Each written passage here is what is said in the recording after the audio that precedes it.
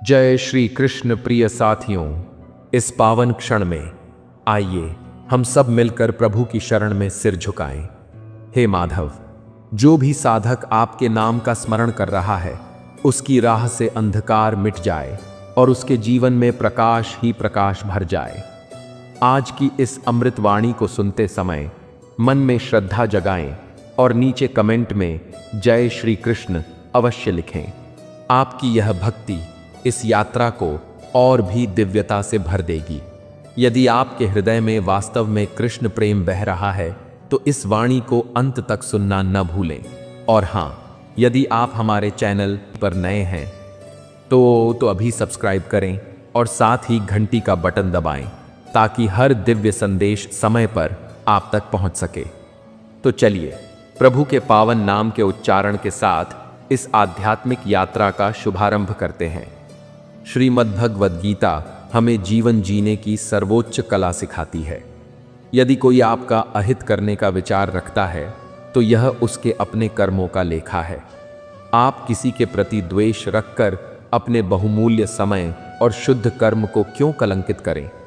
यह सदैव स्मरण रखें कि परमात्मा के अतिरिक्त आपके अश्रुओं, आपकी पीड़ा और आपके दुख की गहराई को कोई नहीं समझ सकता। अतः प्रत्येक क्षण उनका ही ध्यान करें, धैर्य धारण करें, क्योंकि जीवन में सर्वश्रेष्ठ को प्राप्त करने के लिए कभी कभी निकृष्टतम मार्गों से होकर गुजरना ही पड़ता है। आप अपने समस्त कर्तव्यों का निर्वहन अवश्य करें, परंतु उसके पीछे का भाव लालच, अहंकार, वासना या ईर्ष्या नहीं, अपितु प्रेम, करुणा, विनम्रता और भक्ति होना चाहिए। जिस व्यक्ति का सानिध्य नकारात्मक ऊर्जा वाले लोगों से घिरा हो, उसका अपने लक्ष्य पथ से विचलित हो जाना निश्चित है। दुष्कर्म अनजाने में हो जाते हैं, उन्हें करने का प्रयास नहीं करना पड़ता, जबकि सत्कर्म स्वतः नहीं होते, उन्हें सचेतन प्रयास से करना पड़ता है। राधा रानी ने श्री कृष्ण से प्रश्न किया, प्रेम का यथार्थ अर्थ क्या है? कन्हैया ने मुस्कुराकर उत्तर दिया, हे राधे, जहां अर्थ या प्रयोजन आ जाए वहां प्रेम का अस्तित्व ही संभव नहीं। यदि जीवन अवसर दे तो किसी के स्वार्थी नहीं वरन सारथी बनने का प्रयास करें, क्योंकि मार्गदर्शन देने में ही सच्ची सार्थकता है। वास्तविक आनंद की कुंजी केवल इतनी है कि आप अपने चित्त को कामनाओं के भारी बोझ से मुक्त कर दें, अपने कर्म पर अपना संपूर्ण हृदय अर्पित करें, उसके पुरस्कार या परिणाम की चिंता पर नहीं। यदि आपको कोई व्यक्ति तुच्छ प्रतीत हो रहा है तो समझ लीजिए कि या तो आप उसे दूरी से देख रहे हैं या फिर अपने अंतर्मन में बैठे अहंकार के चश्मे से। चाहे रणभूमि हो या जीवन का संघर्ष, विजय केवल 3 शस्त्रों से ही सुनिश्चित होती है: धैर्य, धर्म और साहस। अपने नियत कर्तव्यों का पालन करते रहें, क्योंकि अकर्मण्यता की अपेक्षा कर्म करना सदैव श्रेष्ठ होता है। आने वाले कल की व्यर्थ चिंता न करें। जिस परमपिता ने आपको आज तक संभाला है वही भविष्य में भी आपका पथ प्रदर्शक होगा। श्री कृष्ण का कथन है कि विपत्ति के समय में बुद्धिमान व्यक्ति समाधान खोजता है और भीरू व्यक्ति पलायन के बहाने। केशव कहते हैं, यदि कोई तुम्हें कष्ट पहुंचाए तो व्यथित न होना, क्योंकि संसार उसी वृक्ष पर पत्थर फेंकता है जो मीठे फलों से लदा हो। अभिमान का उदय तब होता है जब हम यह विस्मृत कर देते हैं कि प्रशंसा हमारे व्यक्तित्व की नहीं अपितु हमारे भीतर विद्यमान गुणों की हो रही है। जो अपने मन को वश में नहीं रखते, उनका मन ही उन पर शासन करने लगता है और एक प्रबल शत्रु की भांति कार्य करता है। एकदा एक गुरु अपने धनवान शिष्य के साथ किसी मार्ग से गुजर रहे थे। सहसा शिष्य की दृष्टि एक निर्धन श्रमिक के फटे पुराने जूतों पर पड़ी और उसके मन में एक उपहासपूर्ण विचार कौंधा। उसने अपने गुरु से कहा, गुरुदेव, यदि हम इन जूतों को कहीं छिपा दें और उस श्रमिक की प्रतिक्रिया देखें तो कितना आनंद आएगा। गुरु ने शांत भाव से उत्तर दिया, पुत्र, किसी निर्धन व्यक्ति के साथ ऐसा क्रूर परिहास करना सर्वथा अनुचित है। इसके स्थान पर क्यों न हम इन जूतों में कुछ स्वर्ण मुद्राएं रख दें और फिर देखें कि इसका उस पर क्या प्रभाव पड़ता है।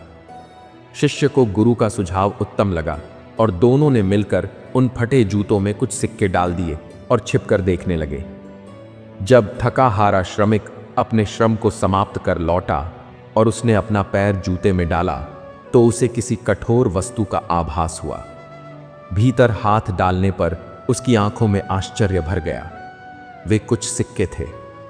उसने दोनों जूतों से सिक्के निकालकर अपने हाथों में लिए, नेत्रों को आकाश की ओर उठाकर अश्रुपूरित स्वर में कहा, हे मेरे ईश्वर, मैं नहीं जानता कि किस देवदूत ने यह गुप्त दान किया है, किंतु आप उसे सदा सुखी रखना। इन मुद्राओं से आज मेरे बच्चों को भोजन और पत्नी को औषधि मिल सकेगी। यह देखकर गुरु ने शिष्य से पूछा, पुत्र, अब बताओ, तुम्हें कैसा अनुभव हो रहा है? तुम्हारी पहली योजना अधिक आनंददायक थी या यह? शिष्य ने लज्जित होकर गुरु के चरण पकड़ लिए और कहा, गुरुदेव, आज आपने मुझे सच्ची प्रसन्नता का अर्थ समझा दिया। दूसरों को पीड़ा देकर मिलने वाला क्षणिक उल्लास किसी के चेहरे पर मुस्कान लाने से प्राप्त आत्मिक शांति के समक्ष अत्यंत तुच्छ है। जब हम दूसरों को आनंद प्रदान करते हैं तभी हमें वास्तविक सुख की अनुभूति होती है। अतः प्रसन्नता का प्रसार करें, निस्सहाय की सहायता करें और अपनी क्षमतानुसार दान अवश्य करें। धर्म का वास्तविक स्वरूप कर्म में ही निहित है। कर्म के अभाव में धर्म केवल एक खोखली अवधारणा मात्र रह जाता है। हमारी श्रद्धा की वास्तविक परीक्षा उसी क्षण होती है जब हमारी मनोकामनाएं पूर्ण न होने पर भी हमारे हृदय से परमात्मा के लिए केवल कृतज्ञता का भाव ही उत्पन्न हो। लोग प्रायः सत्य कहने से संकोच करते हैं या भयभीत होते हैं, परंतु वे यह भूल जाते हैं कि सत्य न तो छिप सकता है और न ही मिट सकता है। उसे कितना भी दबाया जाए वह एक दिन प्रकट होकर ही रहता है। अहंकार एक ऐसी अग्नि है जो मनुष्य की प्रतिष्ठा, उसके वंश और उसके समस्त वैभव को भस्म कर देती है। यह आत्मा अविनाशी है, अतः मृत्यु का भय व्यर्थ है। आत्मा की इस यात्रा का अंतिम गंतव्य तो परमात्मा में विलीन हो जाना ही है। उस व्यक्ति के लिए मौन से श्रेष्ठ कोई उत्तर नहीं जो आपके शब्दों के मूल्य को समझने में असमर्थ हो। काल किसी की प्रतीक्षा नहीं करता। मनुष्य जो चाहे वह स्वरूप धारण कर सकता है यदि वह दृढ़ विश्वास के साथ अपने लक्ष्य पर निरंतर मनन करता रहे। शांति धारण करने से समस्त क्लेशों का शमन होता है। एक शांत चित्त ही बुद्धि को स्थिरता प्रदान कर परमात्मा से साक्षात्कार करने में सहायक होता है। जो बात सत्य पर आधारित हो उसे स्वीकार करने, कहने और मानने से कभी भयभीत नहीं होना चाहिए। प्रेम की प्रकृति क्षमा याचना करने की होती है, जबकि अहंकार सदैव क्षमा सुनने की अभिलाषा रखता है। धर्म आपको मार्ग दिखा सकता है, परंतु उस मार्ग पर चलकर गंतव्य तक पहुंचने का कार्य तो आपके कर्मों को ही करना पड़ता है। जिस पथ का निर्माण स्वयं ईश्वर ने आपके लिए किया है, उसे अवरुद्ध करने की शक्ति इस ब्रह्मांड में किसी के पास नहीं है। जीवन के अधिकांश दुखों का मूल कारण हमारा उन व्यक्तियों से अपेक्षाएं रखना है जो उसके पात्र ही नहीं है। सुख दुख, मान अपमान और लाभ हानि की अनुभूति केवल इस चंचल मन का खेल है। आत्मा इन द्वंद्वों से सर्वथा परे है। जब यह जगत ही क्षण भंगुर है तो इस जगत की किसी वस्तु में स्थायित्व की कामना करना कितनी बड़ी मूढ़ता है। यदि कोई आपके विश्वास को खंडित करे तो उसका भी आभार व्यक्त करें, क्योंकि वह आपको यह अमूल्य पाठ सिखाता है कि विश्वास पात्र का चयन अत्यंत सावधानी से करना चाहिए। माधव कहते हैं, अपनी अभिलाषा की पूर्ति का नाम सफलता है और जो प्राप्त हुआ है उसे ही अपनी अभिलाषा बना लेना ही सच्ची प्रसन्नता है। यह जगत आपको उसी रूप में प्रतीत होगा जैसे आपके मनोचक्षु इसे देखना चाहेंगे। यथा दृष्टि तथा सृष्टि। प्रतिशोध की भावना को त्याग कर धैर्यपूर्वक प्रतीक्षा करें। जिन्होंने आपके साथ अन्याय किया है, कर्म का चक्र उनके साथ भी न्याय अवश्य करेगा। ईर्ष्या और असीमित इच्छाएं जीवन की शांति का हरण कर लेती हैं। यदि कोई आपको कटु वचन कहे तो आप प्रत्युत्तर न दें। क्योंकि आपका उत्तर केवल एक ध्वनि होगा, किंतु जब नियति उत्तर देगी तो वह निःशब्द होते हुए भी ऐसी होगी जिसे कोई विस्मृत नहीं कर पाएगा। इस संसार में प्रत्येक व्यक्ति को अपने ज्ञान का अहंकार है, परंतु किसी को भी अपने अहंकार का ज्ञान नहीं है। एक भक्त से किसी ने पूछा, प्रभु भजन सुनते हुए निद्रा क्यों आ जाती है, जबकि सांसारिक संगीत में सारी रात जागते रहते हैं? भक्त ने बहुत सुंदर उत्तर दिया, निद्रा सदैव पुष्पों की शैया पर आती है, कांटों के बिछौने पर नहीं। जिस व्यक्ति की आप सराहना नहीं करते, उसके सानिध्य में रहने से श्रेयस्कर है कि आप एकाकी रहें।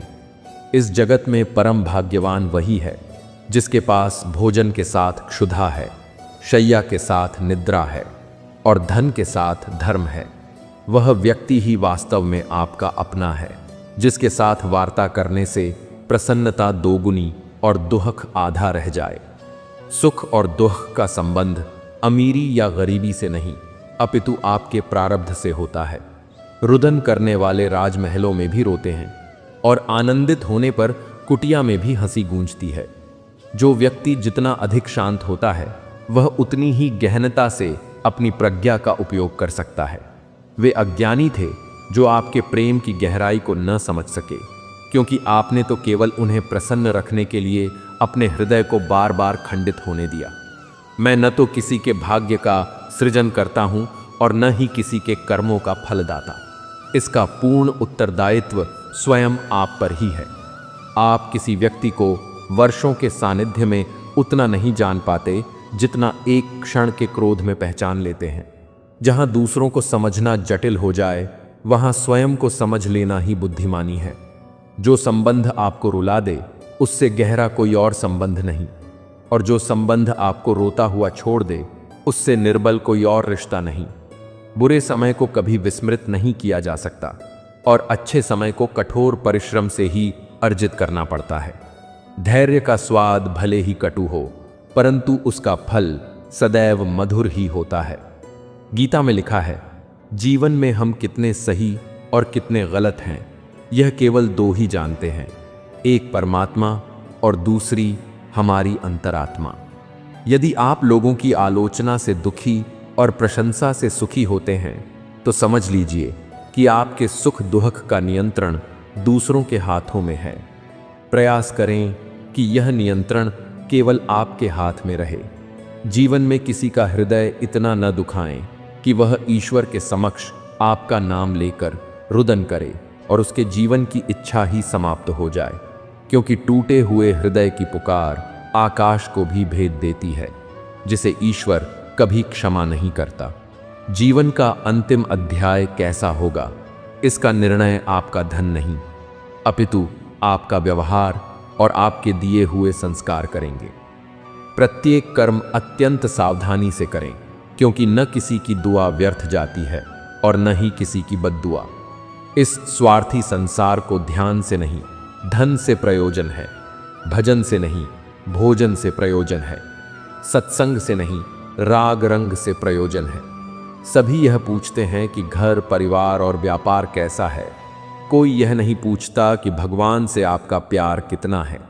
जिस व्यक्ति के भीतर संतोष नहीं है, उसे कितना भी प्राप्त हो जाए, वह सदैव असंतुष्ट ही रहेगा। जिसके पास समस्त धन दौलत ऐश्वर्य और वैभव है, किंतु संतोष नहीं, उसके लिए वह सब निरर्थक है। वह सदैव अभाव की स्थिति में ही जीता है। जिसके पास संतोष है, वह अल्प में भी परम सुखी है।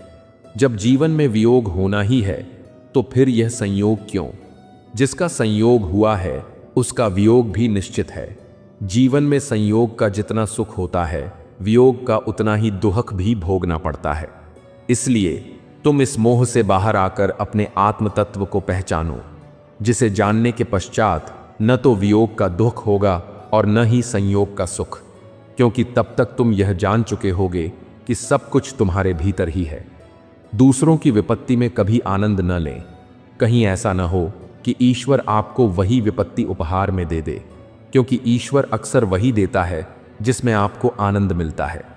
जो भी मनुष्य अपने जीवन में आध्यात्मिक ज्ञान के पथ पर दृढ़ संकल्पों के साथ स्थिर है, वह सामान्य रूप से संकटों के आघात को सहन कर सकता है और निश्चित रूप से वह व्यक्ति आनंद और मुक्ति पाने का अधिकारी है। तेरा मेरा करते हुए एक दिन इस संसार से चले जाना है। जो भी अर्जित किया है वह यहीं रह जाना है। कुछ सत्कर्म कर लो, क्योंकि अंत में साथ वही जाना है। मुझे वे संबंध प्रिय हैं जिनमें मैं नहीं हम का भाव हो। इंसानियत हृदय में होती है, हैसियत में नहीं। ऊपर वाला आपके कर्म देखता है, आपकी वसीयत नहीं। चाहे अच्छे हों या बुरे, कर्म लौटकर अवश्य आते हैं। आप जैसा कर्म करते हैं आपको वैसा ही फल प्राप्त होता है। इसलिए जब आप दूसरों के लिए दीपक जलाते हैं तो वह आपके मार्ग को भी प्रकाशित कर देता है। मानव मन अंधा होता है, इसके पास अपना कोई विवेक नहीं होता। मन न तो कुछ जानता है और न ही सही मार्गदर्शन कर सकता है। इसलिए आप अंधे मन की बातें मानकर आवश्यक कार्यों को टालना बंद करें। आप सदैव अपनी बुद्धि से कार्य करें, मन से नहीं, क्योंकि यह अंधा मन आपको सदैव महत्वपूर्ण कार्यों को करने से रोकता है। जब आप बुद्धि के माध्यम से आवश्यक कार्यों को करना आरंभ कर देंगे तो धीरे धीरे आपका मन आपका मित्र बन जाएगा।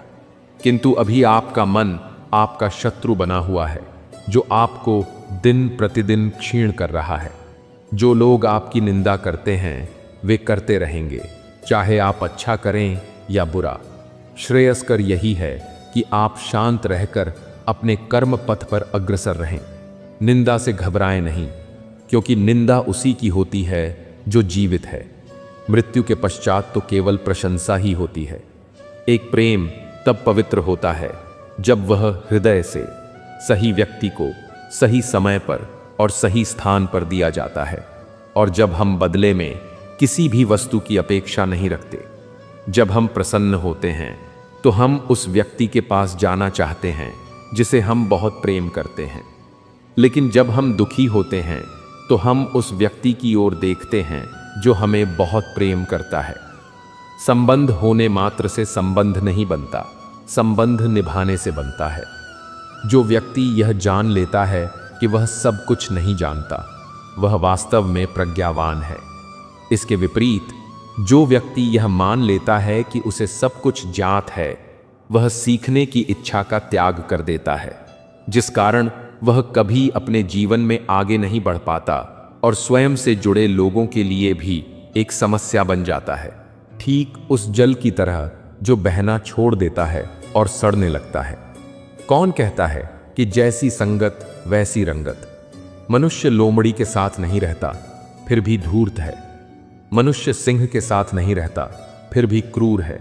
और तो और मनुष्य वह प्राणी है जो श्वान के साथ रहता है फिर भी वफादार नहीं है। झुकने का अर्थ यह कदापि नहीं होता कि आपने अपना सम्मान खो दिया है। प्रत्येक बहुमूल्य वस्तु को उठाने के लिए झुकना ही पड़ता है। प्रभु एवं बुजुर्गों का आशीर्वाद भी उन्हीं में से एक है। युद्ध वही जीतता है जो युद्ध में लगने वाले समय से अधिक समय तक युद्ध जीतने की तैयारी करता है। जो योद्धा युद्ध से पूर्व जितना पसीना बहाएगा, उसे युद्ध के समय उतना ही कम रक्त बहाना पड़ेगा। दीपक मिट्टी का है या स्वर्ण का, यह महत्वपूर्ण नहीं है, अपितु वह अंधकार में कितना प्रकाश देता है, यह महत्वपूर्ण है। उसी प्रकार मित्र निर्धन है या अमीर, यह महत्वपूर्ण नहीं है, अपितु वह आपकी विपत्ति में कितना साथ देता है, यह महत्वपूर्ण है। किसी के कहने से यदि अच्छा बुरा होने लगे तो यह संसार या तो स्वर्ग बन जाएगा या पूर्णतः नरक। इसलिए इस बात पर ध्यान न दें कि कौन क्या कहता है, बस वह करें जो उत्तम और सत्य है। आपको बचपन में प्रत्येक व्यक्ति प्रेम करेगा, आपके देहांत के बाद आपको प्रत्येक व्यक्ति प्रेम करेगा।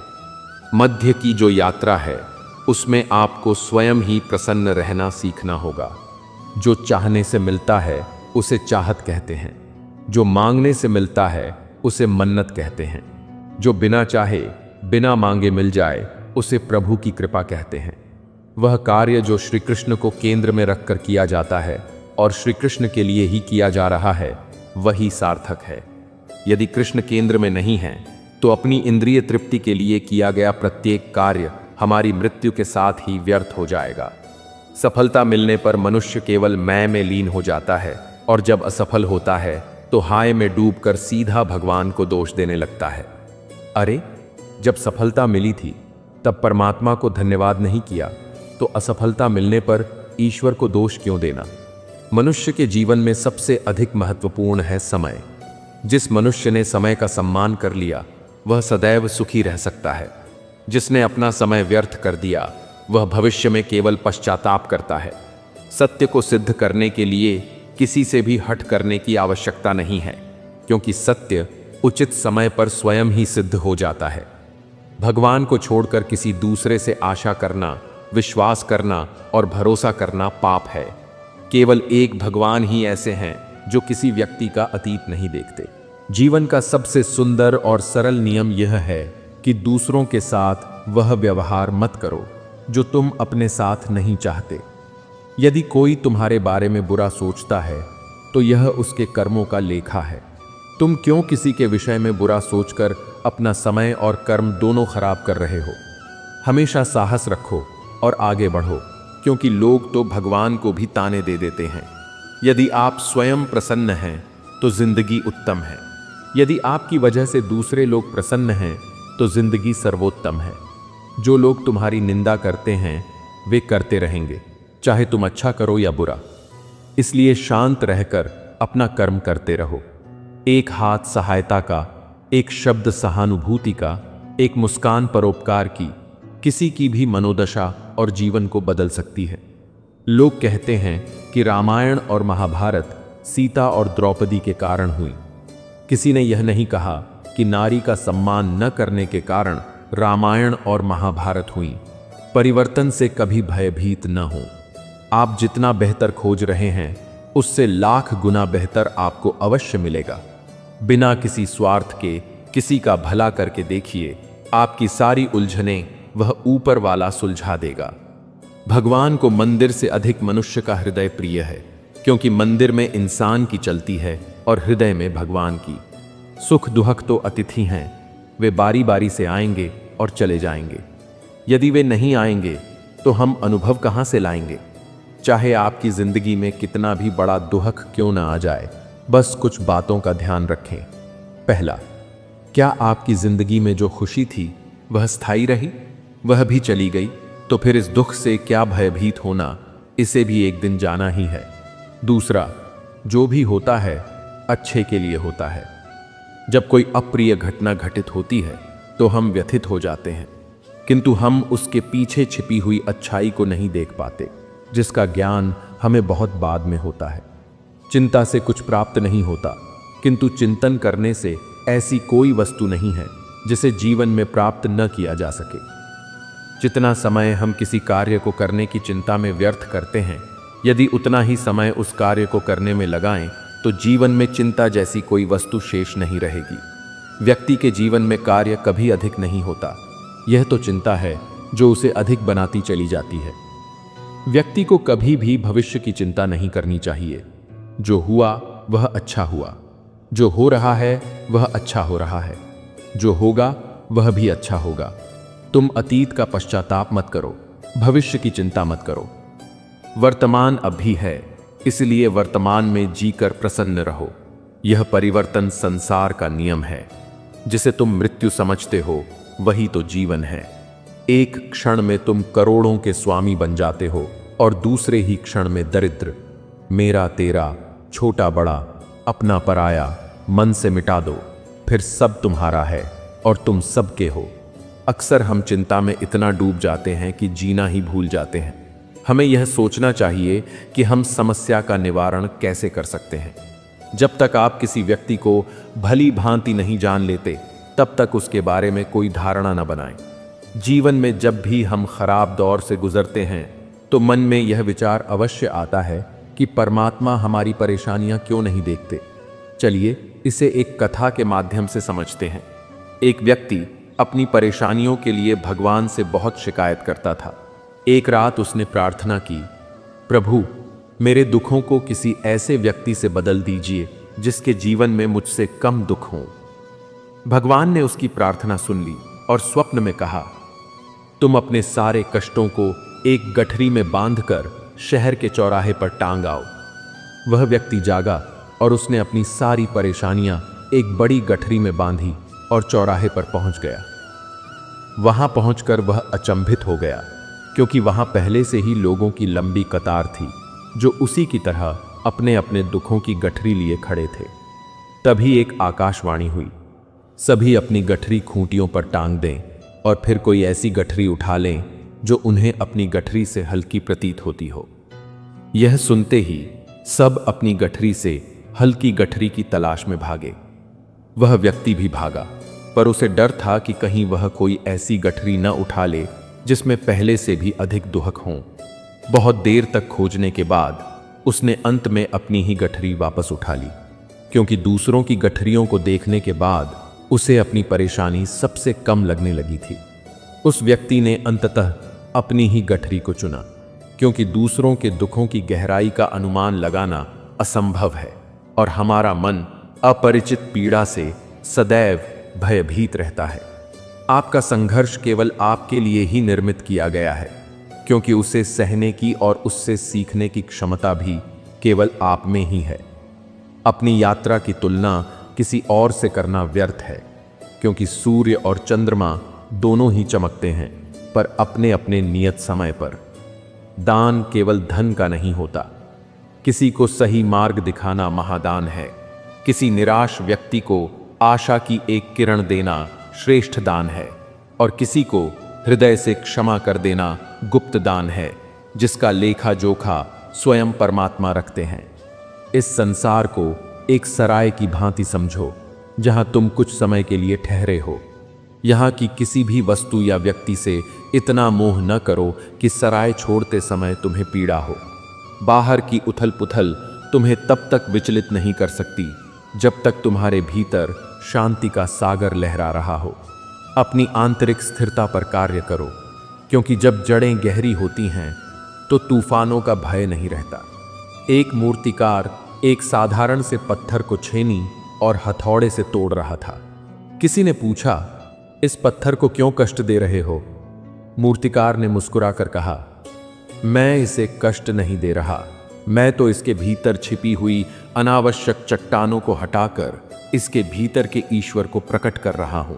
जीवन में परेशानियां चाहे जितनी भी हों, चिंता करने से वे और बढ़ जाती हैं। खामोश रहने से वे काफी कम हो जाती हैं। धैर्य रखने से समाप्त हो जाती हैं, और परमात्मा का धन्यवाद करने से वे खुशियों में बदल जाती हैं। खामोश होने में और खामोश रहने में अंतर होता है। हम खामोश तब होते हैं जब किसी की बात बुरी लगती है, और खामोश इसलिए रहते हैं ताकि हमारी बात किसी को बुरी न लगे। पुरानी बातों को पकड़कर रखने से रिश्तों में गांठें पड़ जाती हैं। जब गांठें खोल न सकें तो उन्हें तोड़ देना ही उचित है। पुरानी बातों को मन से मिटाकर प्रेम से एक नई शुरुआत करें। जो ज्ञानी होता है उसे समझाया जा सकता है, जो अज्ञानी होता है उसे भी समझाया जा सकता है, परंतु जो अभिमानी होता है उसे कोई नहीं समझा सकता, उसे केवल समय समझाता है। दुनिया का सबसे कीमती उपहार एक अच्छा मित्र होता है, जो कीमत से नहीं किस्मत से मिलता है। सच्चा स्नेह करने वाला आपको केवल बुरा बोल सकता है, कभी आपका बुरा नहीं कर सकता, क्योंकि उसकी नाराजगी में आपकी चिंता और हृदय में आपके प्रति सच्चा स्नेह होता है। किसी के बुरे समय में उसका हाथ पकड़ें, सहारा बने, उसे हिम्मत दें, क्योंकि उसका बुरा समय तो कुछ दिनों में चला जाएगा, लेकिन वह आपको जीवन भर दुआएं देता रहेगा। आयु में कोई बड़ा या छोटा हो सकता है,